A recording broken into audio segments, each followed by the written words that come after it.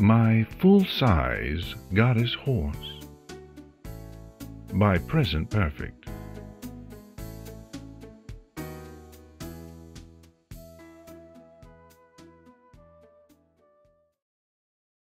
I gaze out my window at the decrepit ruins of a city decaying around me. Feeble light from a diseased sun struggles to filter down through greasy smog, but against my windows there are only soft droplets of rain falling. Perhaps these pearls of moisture come not from the sky, but from my eyes as I look through the windows at the fallen, uncaring world outside. Or maybe they're power washing my apartment building and I forgot about it again. No, these are definitely tears that I shed as I think about my long-deceased parents. My wonderful, kind, loving, dead parents had passed away from death and were no longer here on account of their being dead. It had been so long since their kicking of the respective buckets that I could not bring to mind the length of time that had passed since that tragic event. But that time length had undoubtedly been the saddest period of my life, on account of having no parents, no mother, no father, nor anyone else to care about or love me. Thank God for My Little Pony, Friendship is Magic. I watch it every day on the hub. When it is not on the hub, I watch it on YouTube. When I am not watching My Little Pony, Friendship is Magic, I interact with a group of fans of the show on the internet, whom you have probably never heard of. They are called bronies, which is short for males and males alone who are fans of My Little Pony. Friendship is Magic. And they are the most wonderful group of for-real internet people I have ever had the pleasure to not meet. I particularly like looking at fan art and reading the wonderful and amazingly heartwarming fan fictions that bronies write, like Fallout Equestria, Rainbow Factory, and My Little Dashie. I like that last one the best. It is so well written and heartwarming and amazing that I cannot help but describe it with those 3 precise words. What I would give to find a tiny filly Rainbow Dash, or any pony really, even Applejack, in a cardboard box on the sidewalk. Alas, my life is too horrible and sad and unfulfilling for such a momentously wonderful event to occur in it. I think I'll go for a walk.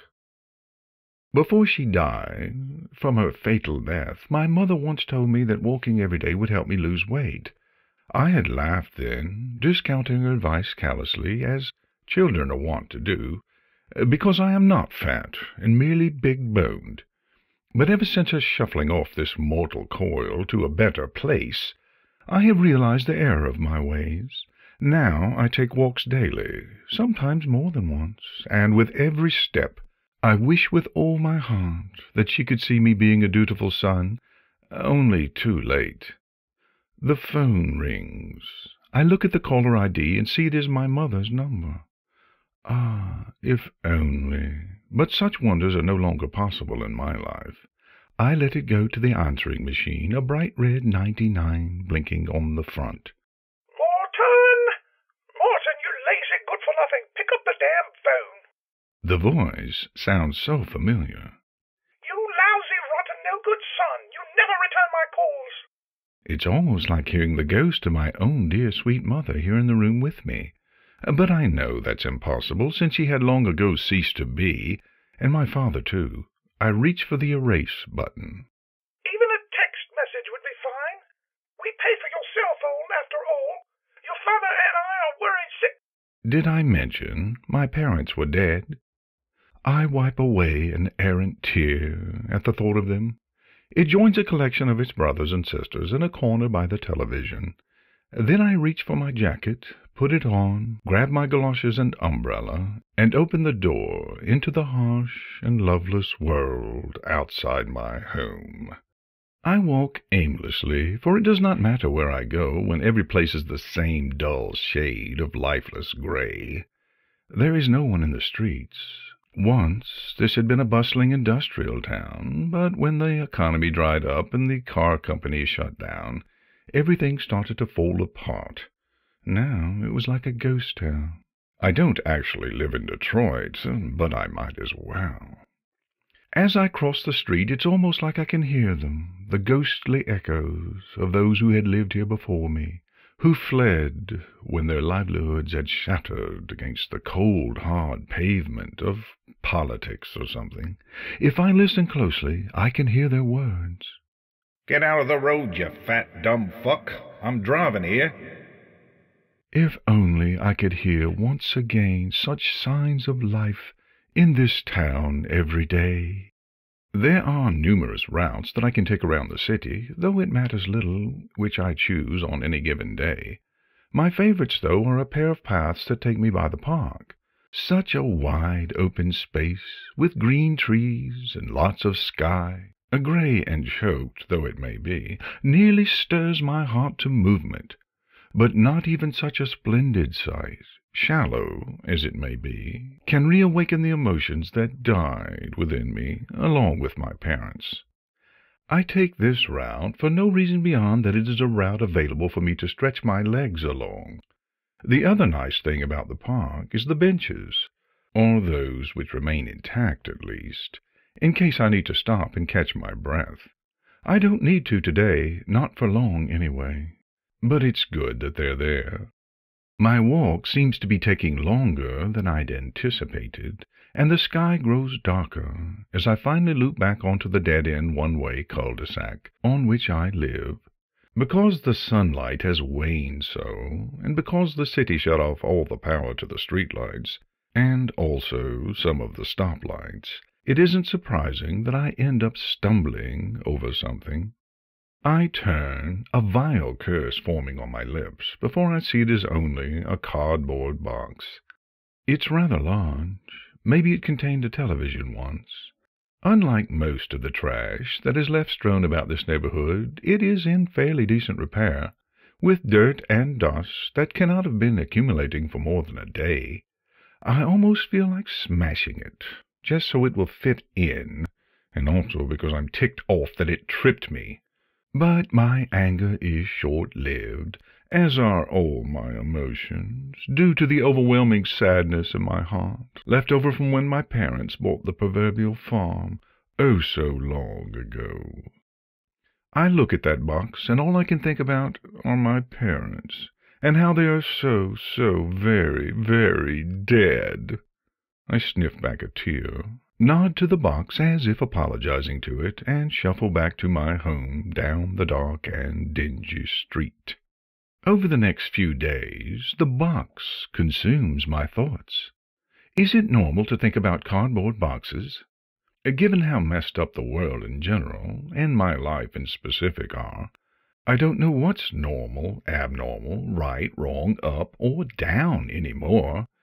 But yes, I keep thinking about it, and how I should go back and look at it again, or at least get it off the sidewalk, so that no one else trips over it in the dark and gloomy darkness. Oh, except that I almost forgot. There is no one else here to trip over it.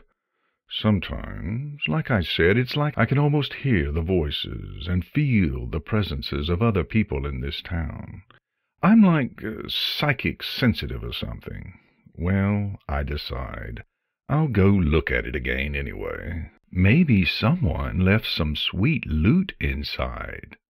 I put my coat on and my galoshes, for it has been drizzling for what seems like days, and amble back down the cracked sidewalk of my street, towards where I saw the box last. As I walk, I can only imagine what might be in it. Leftovers, gold, a sandwich, an actual TV, 2 sandwiches, or a pony like in My Little Dashie. That's what I'm really hoping for. It doesn't have to be Rainbow Dash or Twilight or even Fluttershy or Pinkie Pie. It could be Daisy or even Brayburn, and I would be happy to have that pony all for my own. Just so long as it isn't Spike. More than likely, though, it will be empty, as all things in my life tend to be, and I will have spent all this time and energy for nothing.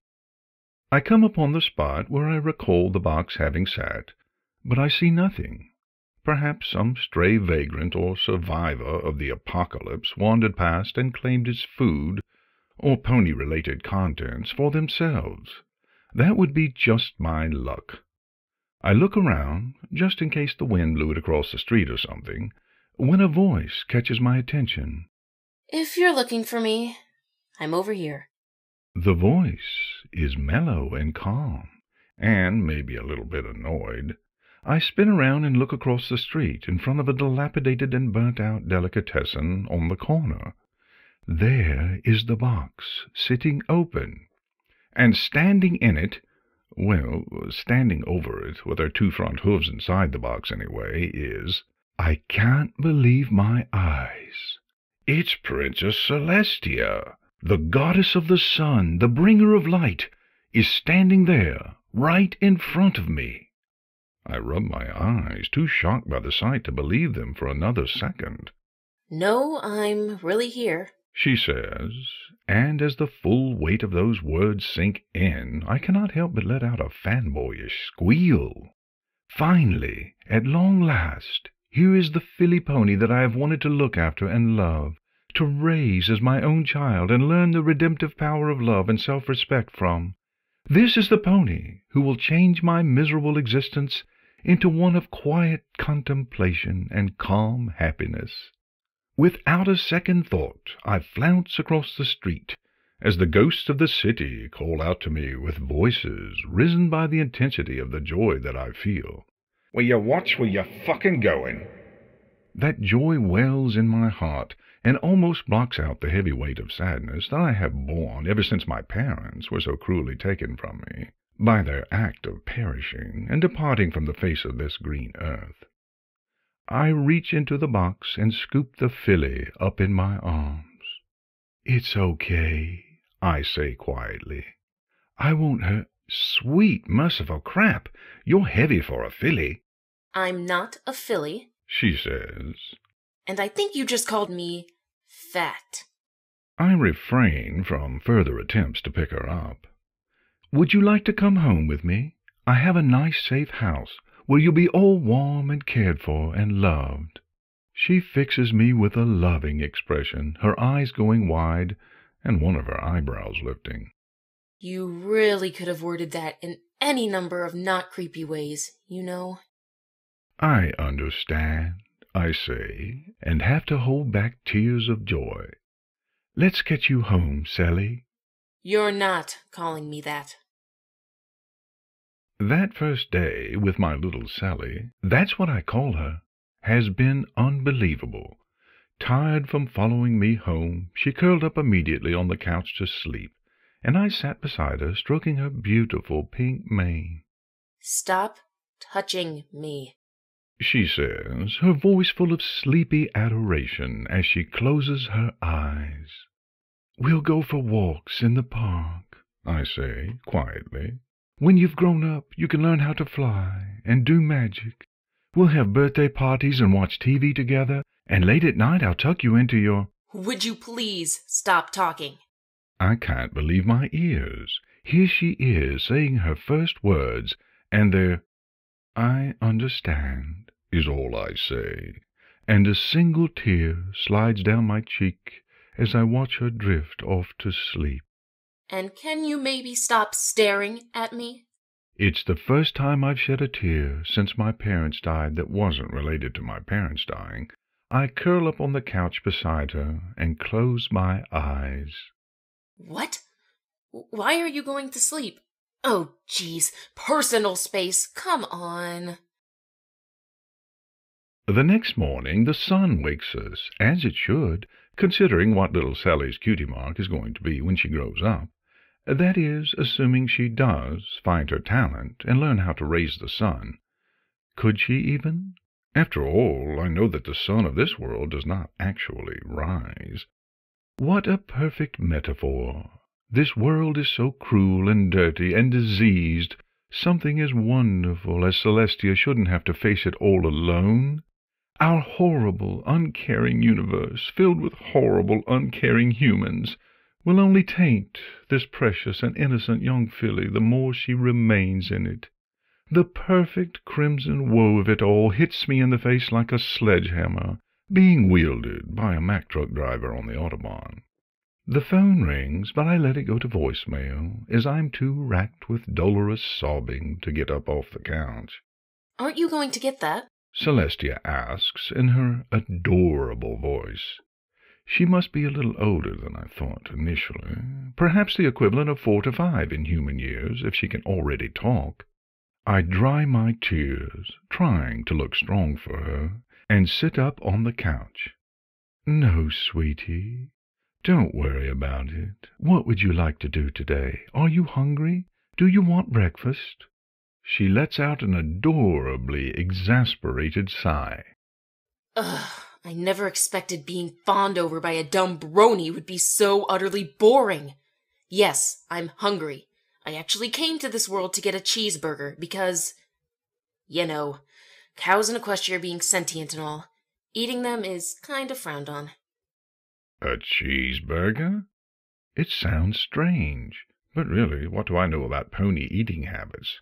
I seem to recall there even having been an uproar in the fandom over Applejack having a ham sandwich in one episode. So who's to say that a growing filly shouldn't get a cheeseburger, if that's what she wants? Yes, a cheeseburger. I smile at her. All right, I'll get you a cheeseburger for breakfast, but first you have to say the magic words. My smile grows a little giddy as I play this game with her. She frowns cutely. Would you get me a cheeseburger, please? I grin. That's a good start, Sally, but it's not the word I was thinking of. I lean closer, hoping she'll get the hint. She continues to frown, concentrating, and then her expression turns into one of joy, eyes growing wide and mouth hanging open, as she finally gets my drift. Daddy? She swallows a large lump in her throat, and I can't help but feel the same way. My little Dashie was right. My heart just exploded twice. It doesn't matter if it's a dead meme. It describes exactly how I feel right now. Okay. I give her a hug, and she pulls away, making cute gagging noises. I get my coat and galoshes on. Now you wait here, okay? I'll be back with your cheeseburger in just a few minutes. Daughter. Just leave already. I can't explain how wonderful I feel right now. I think my heart just got 20% Explodia in 10 seconds flat. Memes really do help describe feelings.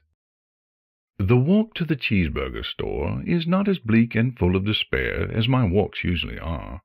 Just having Sally in my life is enough to drive away the black clouds that haunt this land and turn it into the wretched hellhole I have come to know. It almost seems like she's brought back the people of this town with her very presence, for I think I see one or two on the edges of my vision as I traverse the otherwise empty streets. There are more people than I have seen in this desolate city since my parents stopped being alive, at least.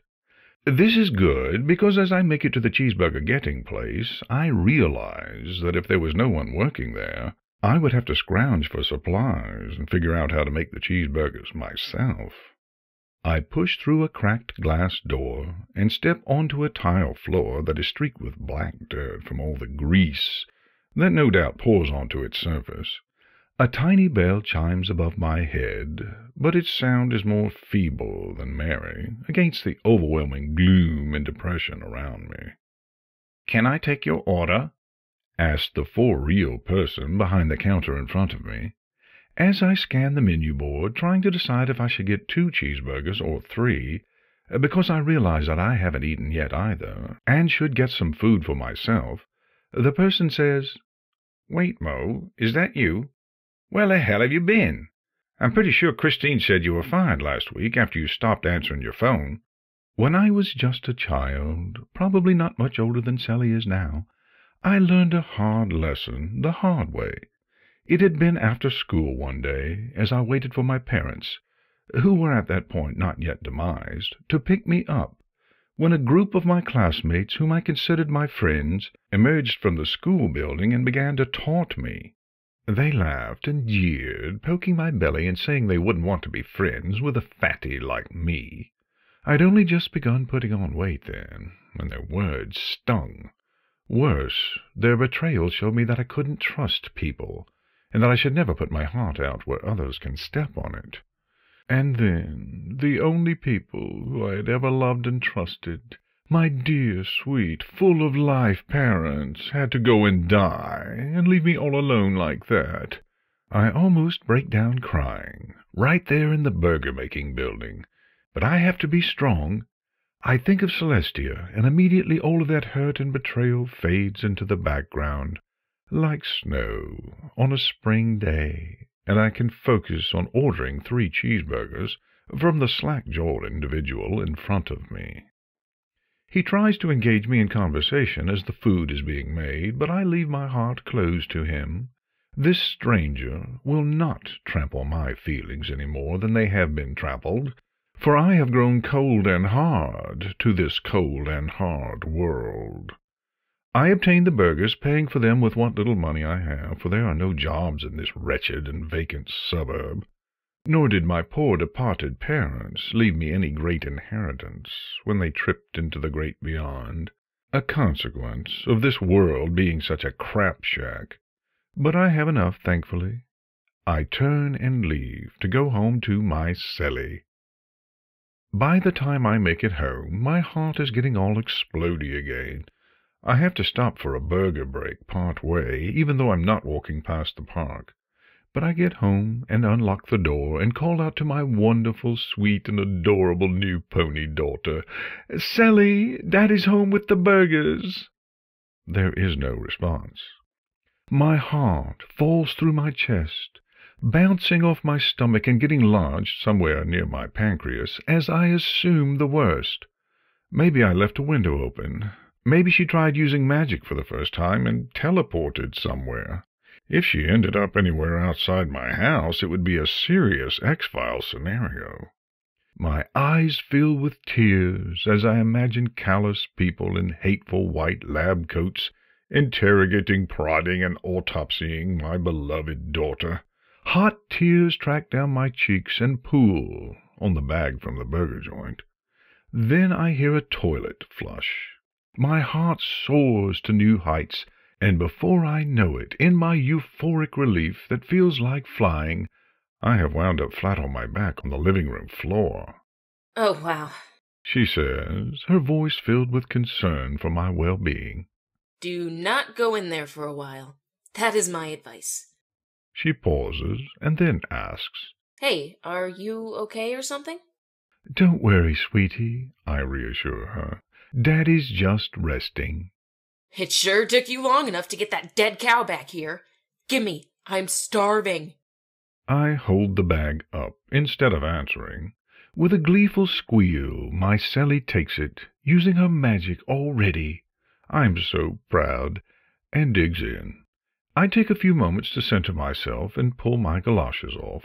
I'm still on the floor when hot chunks of food covered in ketchup and mustard plop onto my face.